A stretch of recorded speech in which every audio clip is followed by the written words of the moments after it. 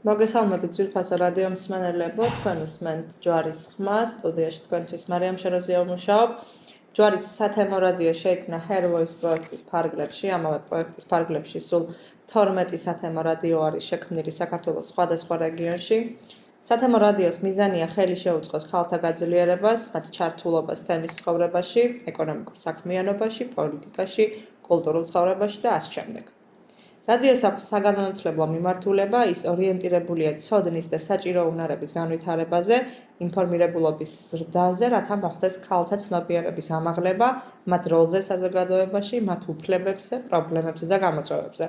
პროექტს აფინანსებს და ახორციელებს DBB International საქართველო, გერმანიის მთავრობის ფინანსური მხარდაჭერით პროექტის პარტნიორია გერმანული რადიო Z.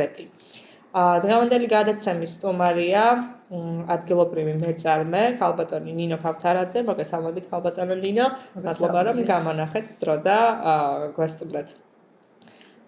რომ გაეცნოთ ჩვენს მსმენელს, ვინ არის ნინო ქავთარაძე? მოგესალმებით თქვენ რადიო მსმენელებს და პირველში დიდი მადლობა მინდა გადაგიხადოთ მოწვევისთვის და მე ვარ ნინო ქავთარაძე, წალენჯიხის რაიონის ქალაქი ჯვარიდან. ყავს მეუღლე და სამი შვილი და 2 შვილიშვილი. ნინო ქავთარაძე იყო ერთ-ერთი რიგითი პიროვნება, ქალი, რომელიც იყო ოჯახში როგორც დიასახლიზი და 2009 წლიდან დამიდგინდა მძიმე ავადმყოფობა საშუალო სკოლის მესამე სტადია და ვიყავი 10 წლის მანძილზე ამ მძიმე სენთან ერთად. ვიყავი თითქმის ჩაკეტილ მდგომარეობაში. ბავშვები იყვნენ პატარები, ჩემს შვილებსაც ბავშვობა უნახავთ ნორმალური, არც აბიტურიენტობა და სტუდენტობაც ხომ გაუსაზღვრელი პირობები ჰქონდათ, მაგრამ მიუხედავად ამისა მაინც არ დავნებდი.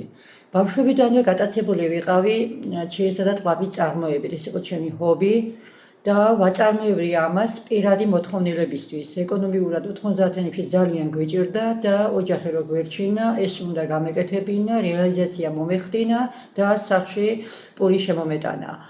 მაგრამ რადგან 2009-ში ამას დაემატა ჩემი ავადმყოფობა, კიდევ უფრო უნდა გავძლიერებულიყავი, იმიტომ რომ შვილებს დედა სჭირდებოდა.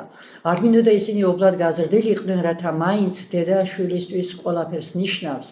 და კიდევ უფრო მეტი შემართებით, კიდევ უფრო დიდი რაოდენობით დავიწყე აღნიშნული პროდუქტის წარმოება.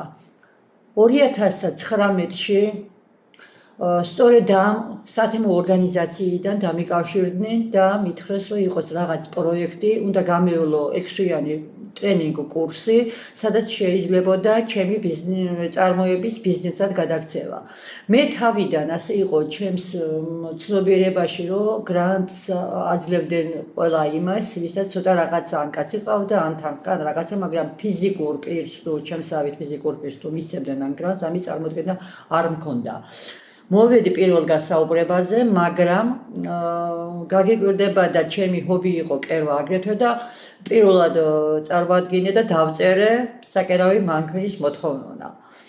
როცა გადავედი უკვე ინდივიდუალურ შეხვედრაზე, უნდა აღვნიშნო ეს პიროვნება, რომელსაც დიდი როლი მიუძღვის ჩემს წარმატებაში, ეს არის ბატონი აკაკი კოროშინაძე, ჩემი ტრენერი, რომელიც დღემდე მეხმარება, ჩემი წარმატება მას უხარია. და როცა ინდივიდუალურ გასაუბრებაზე მივედი და მას მეუთხარი, რომ ბატონო აკაკი კი საკერავი მანქანა მინდა, მაგრამ მე ამას ვაწარმოებ ასე და ასე მეთქი და ამ კაცმა მითხრა, რომ შენ როგორ კაი რაღაცას აკეთებ. მოიძიე ინვენტარები, არის საშვები დანადგარები და მოდი ეს ბიზნესი გავაფართოვოთ. დაუკავშირდი ჩემს შვილებს, მომიზიეს ეს, მე წვდომა არ მქონდა ინტერნეტთან, იმიტომ რომ როგორც მოგახსენეთ, ვიყავი ავადმყოფობასთან ბრძოლაში. ბავშვებმა მომიზიეს ეს, ყველა არც ერთი ტრენინგი არ დამიტოვებია. ყველა ტრენინგზე დილით აქ ვიყავი, მიუხედავად იმისა, რომ ოჯახში ამდენი საქმე მქონდა. ანუ ბიზნესის კეთების მთავარი მოტივატორი, როგორც ჩანს, იყო თქვენი ავადმყოფობა? კი, ავადმყოფობაც და მე ბავშვები, ეხლა იმას არ ვამბობ, სხვანაირად არ გამიგოთ, რომ უსწავლელი ადამიანი არაფერი არ არის დღეს ცხოვრებაში, მაგრამ თავიდანვე მე მიყვარდა სწავლა, სკოლა მაქვს ოქროს მედალზე დამთავრებული და ჩემი мотиваცია იყო შვილები მყოლოდა განათლებული და რადგან ოჯახში ისეთი ფინანსური მდგომარეობა არ ქონდა, რომ ჩემი შვილებისთვის მომავალი შევექმნა, ამას ავამტყოფოს რო უშლიდა ხელს, ამან უფრო მეტი мотиваცია მომცა, რომ შვილებისთვისაც განათლება მიმეღო.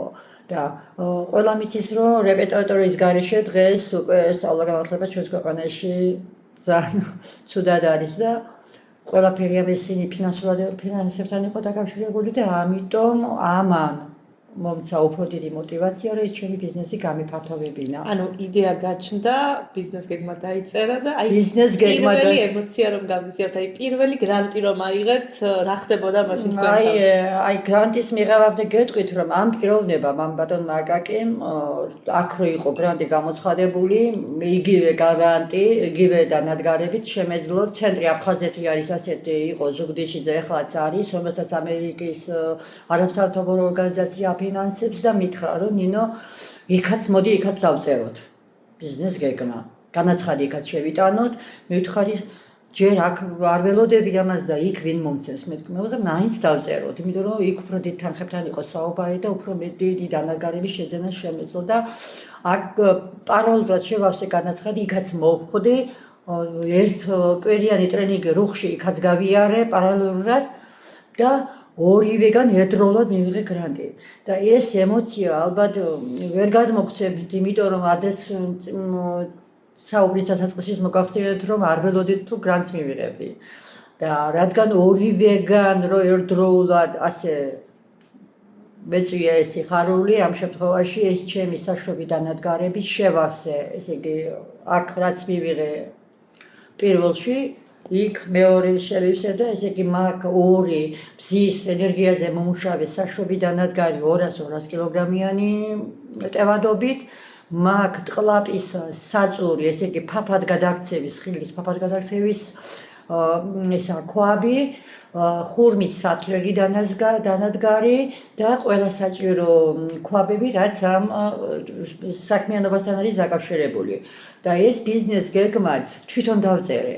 თუ დავწერდი არ მეკონა, იმიტომ თავიდან რომ მითხეს, რომ ბიზნეს გეგმა დასაწერიო, მაგრამ ისე კარგად ხსნიდა ამ ტრენინგზე თითოეულ სემინარს, რომ თუ ყველა სიტყვა, ის ყველა დეტალი თვითონ დავწერე და პრეზენტაციას მე არ გამჭირვებია ჩემი ბიზნეს გეგმის წარდგენის და ალბათ ნახეს იმათმაც, რომ მე მთელი სული და გული მქონდა ამ ჩემ ბიზნეს გეგმაში ჩადებული და სწორედ ის მქონდა იქ მოცებული და იმას ვყვებოდი რეალურად რასაც ვაკეთებდი. მე ჩემთვის ალბათ იმანაც ამ გრანტის მოებაში იმანაც განაპირობა, რომ ჩემი ბაზარი მე შესწავლილი მქონდა, ჩემი მომხმარებელი ვიცოდი, რომ მე როგორც ვთქვი 90-იანი წლებიდან ვამზადებ ძალიან დიდი 30 წელზე მეტია რაც ამას და როგორც ბრენდი არის 2019-დან. და ამდენი წლის მანძილზე მე ყველა შესწავლილი მქონდა ჩემი არეალი, მე სადაც უნდა გამიყიდა ეს ჩემი პროდუქტი და თან მე წაღებას არ მიწევდა, უბრალოდ მოდიოდნენ სახლში და თვითონ მიქონდათ ეს პროდუქტი. აი სწორედ ამ გრანტის მოპოვების შემდეგ უფრო მეტი სტიმული მომეცა იმისა, რომ არ დავნებებულიყავი ამ ჩემს ავადმყოფობასთან ერთად.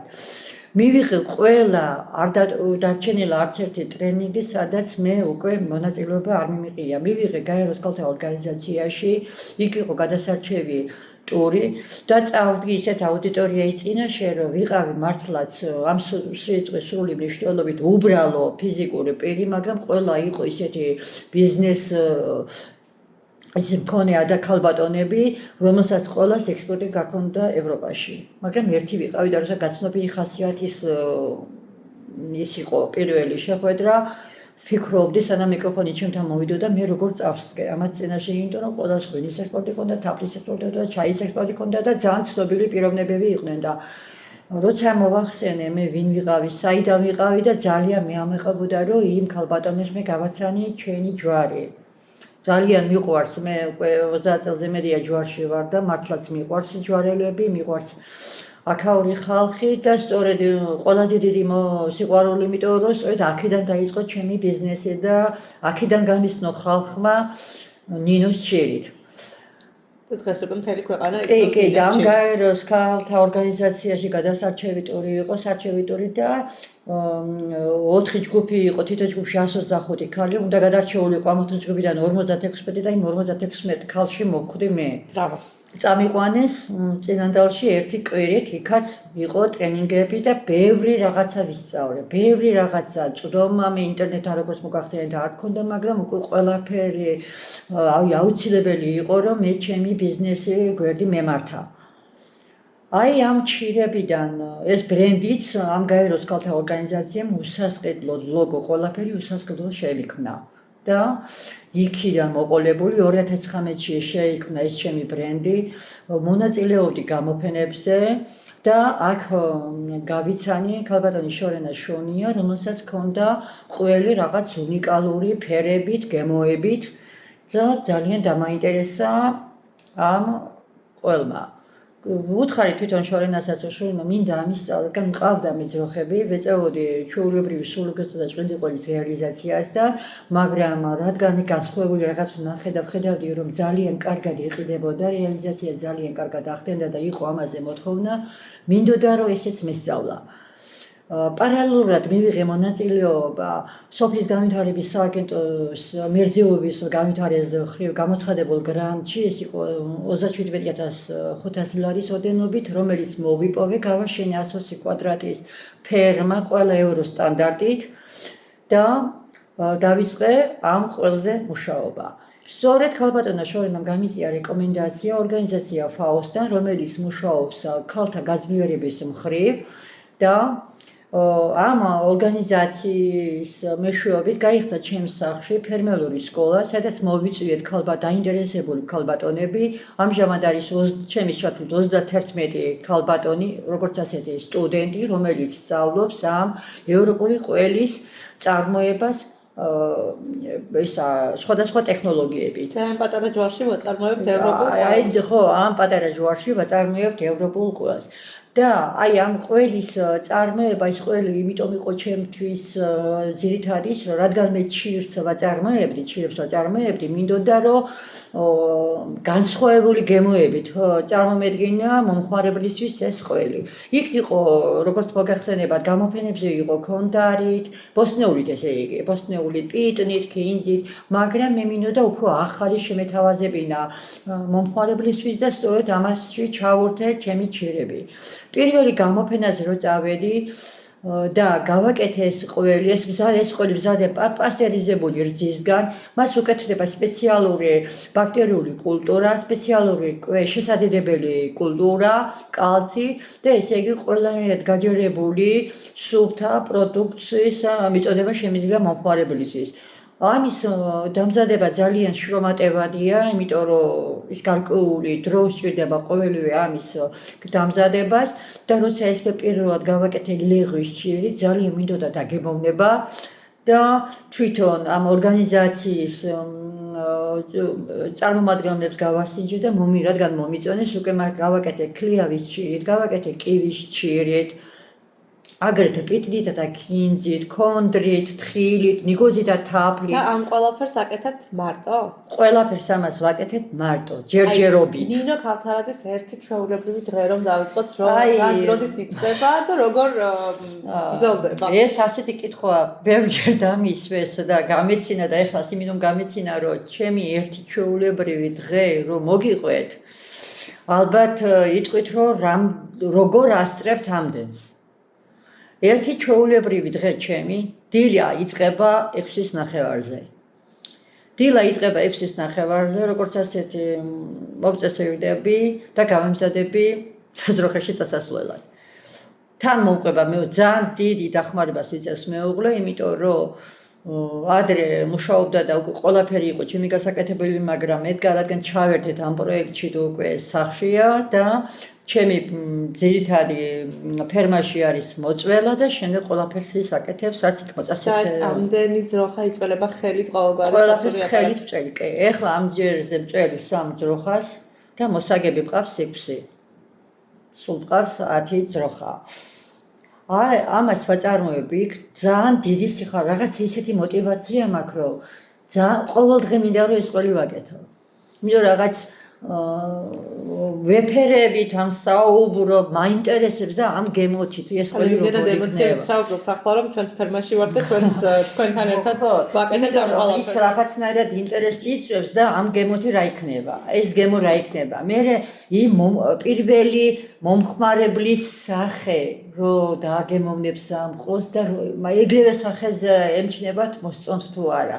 ყველაზე მეტად იყიდება ლეღვის ჭირით, ქლიავის ჭირით, ასევე რეჰანი მოეწონათ, ესე იგი საუკეთესო არისო აღნიშნეს და ქინძის გემოთი, რომელიც ახლა რო ვიყავი წალენჯიხაში ჩვენს რაიონში გამოფენაზე მთლიანად მქონდა ის 500 გრამი მთლიანად ერთა კალბატონმა წაიღო, იმიტომ რომ ის ყველა დააგემოვნა და ბოლოს შეჭრდა ქინძიზე.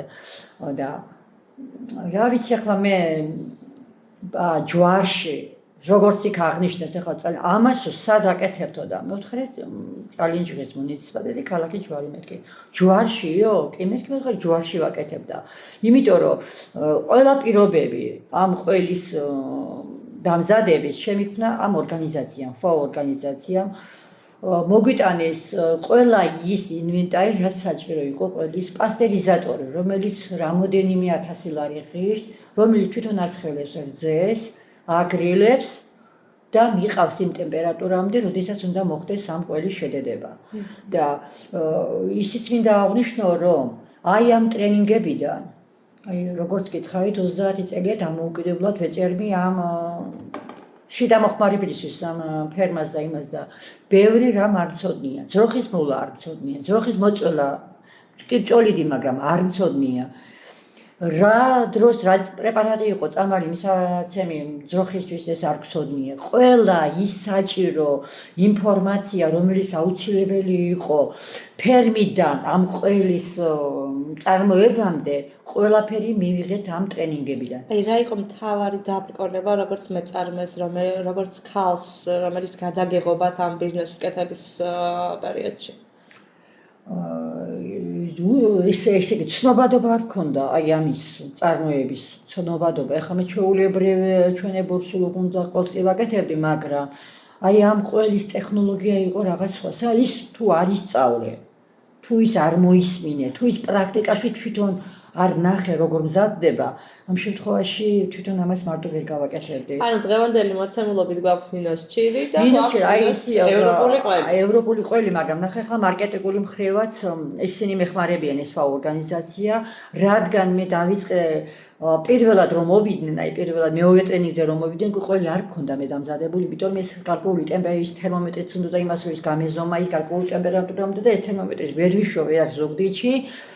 და რომ მოვიდა ის ჩვენი უფროსი აქ სამეგრელოში, მითხრა ბატონო ნინო, რატო არ დამზადეთ ყველი? მეთქრეთ მიზეზად დავდები რომ თერმომეტრი არ მქონდა და მეორე ბატონაზე მოსვლაზე მომიტანეს და მეთქარი აწი გავაკეთებ და მართლაც მესამე ტრენინგზე რომ მოვიდნენ 10 სახეობის ყველი მქონდა დამზადებული და თვითონ ძღოლი ვინც ემსახურება იმათაც გაუკვირდა ყოჩაღ ნინო, ყოჩაღ ასე მალე რომ ამდენი რაღაც გააკეთეთ და იმ მეორე დღეს რომ ყველა ინვენტარი მომიტანეს.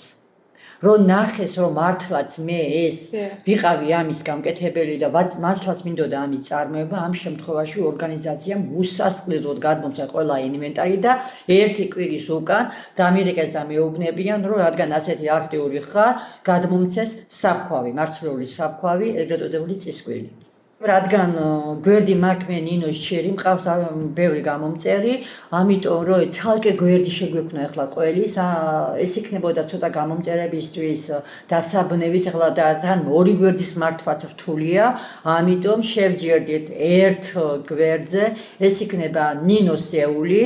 იგივე გვერდი იქნება, რაც აქვს ნინოს ჭირს, უბრალოდ სახელი იქნება ნინოსეული, სადაც გაერთიანებული იქნება ჭირიც და ევროპული ყველიც. და ახლა რომ გაგვიზიაროთ ნინოსეულის სამომავლო გეგმები. კიდევ რითი უნდა გაგვაკვირვოთ და გაგვაოცოთ. სამომავლო გეგმები ახლა რა იქნება ჩემი? კი, ახლა ყველი და ბიზნესი და ახლა ორივე ერთად რო აწარმო რთულია, მაგრამ აი რა იქნება გაფართოებას ვფიქრობ. მინდა საწარმო, ყველის საწარმო ავაშენო, იმიტომ რომ ამდენი ინვენტარი ჩვენს პატარა სამზარეულოში ამის განთავსება რთულია.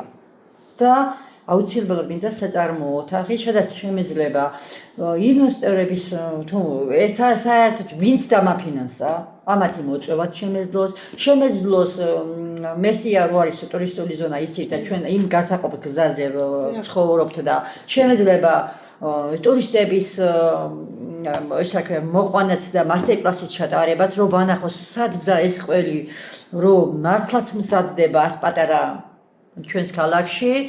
Შემიძლია მოვიწვიო ის პირები, ვისაც და აინტერესებს მართლა ამ ყველ, ვანახო თუ როგორ მზადდება ეს ყველი და რა ვიცი, ალბათ როცა ეს ამდენ თუ ეს საწარმო გავაკეთე, მაქვს ეს იდეაში და მინდა ახლო ხანებში გავაკეთო, რომ ეკონომიკური შემოსავლით გაიზრდება ჩემი და ალბათ უფრო ძლიერი გავხდები.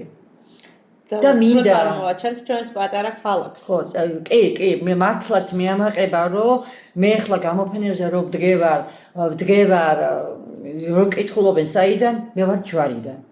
კი, წალენჯიხი ხარ, წალენჯიხის წარმომადგენლები სხვა სოფლიდანაც არიან, მაგრამ მე ვარ ჯვარიდან და მიხარია, რომ ეს პატარა ქალაქი, ჯვარი, რომ სადაც მივდივარ, ეს ბათუმი იქნება, თბილისი იქნება, რომ ყველგან წარმოადგენ, რომ მე ვარ ჯვარელი. მე ვარ ჯვარიდან და მე გადაუხვი, ახლა იქ თქვენ ერთი დღე მითხარით 6-ის ნახევარზე მივდივარ ფერმაში, მე მივდივარ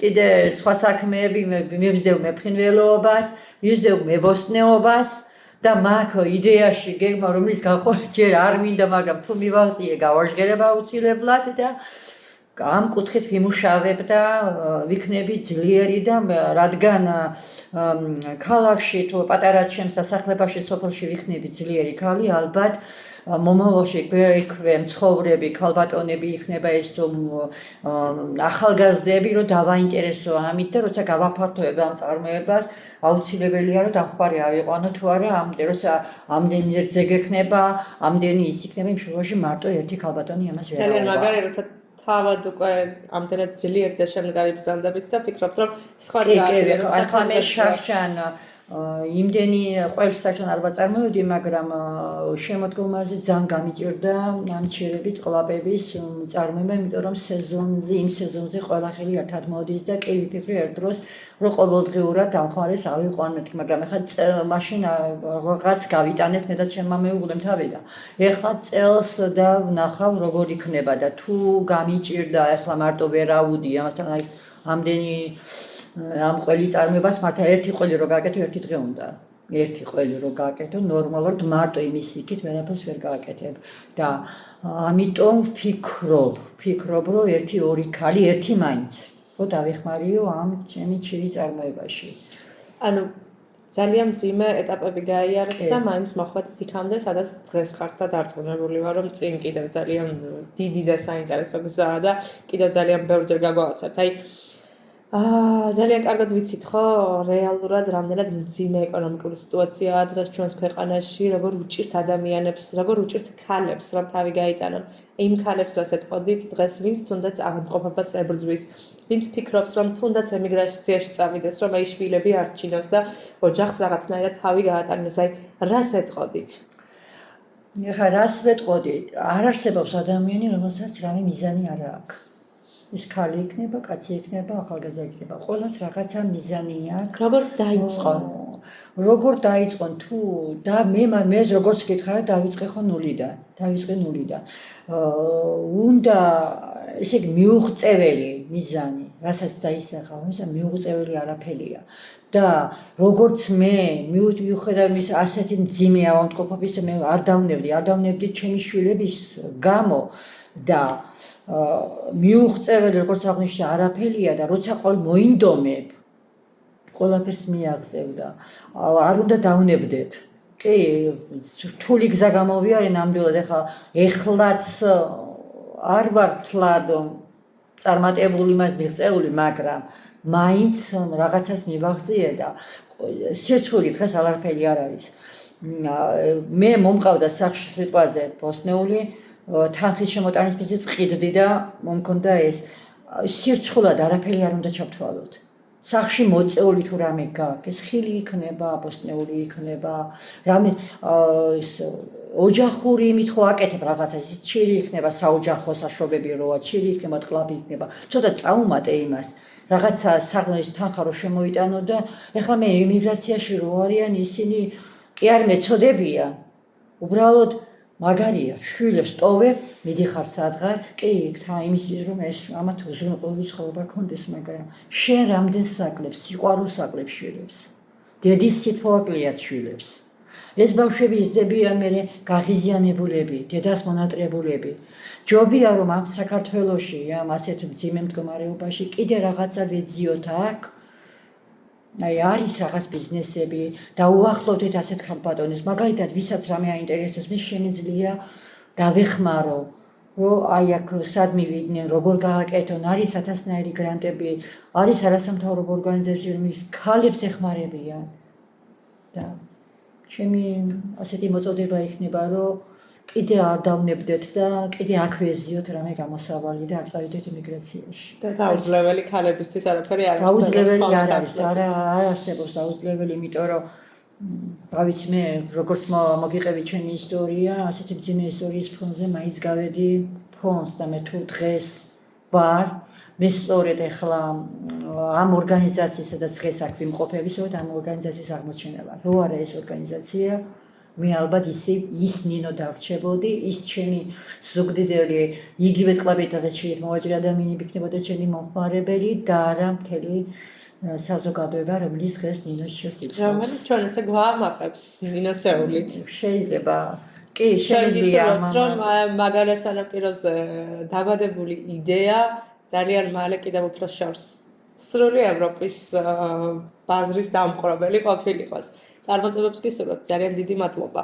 და ჩვენს მსმენელს შევახსენებ, რომ ჩვენი სტუმარი იყო ნინო ქავთარაძე, ჯვარელი ქალბატონი, რომელმაც ძალიან დიდ წარმატებას მიაღწია და თავის საქმე ძალიან შორს ფართო მასშტაბებზე გაიტანა, სწორედ სიყვარულით, მომდამებით და საქმისადმი უზადო თავდადებით. დიდი მადლობა თქვენთვის სტუდიაში მარიამ შაროზია მუშაობდი და თქვენ უსმენდით ჯვარის ხმას. მომავალ შეხვედრამდე.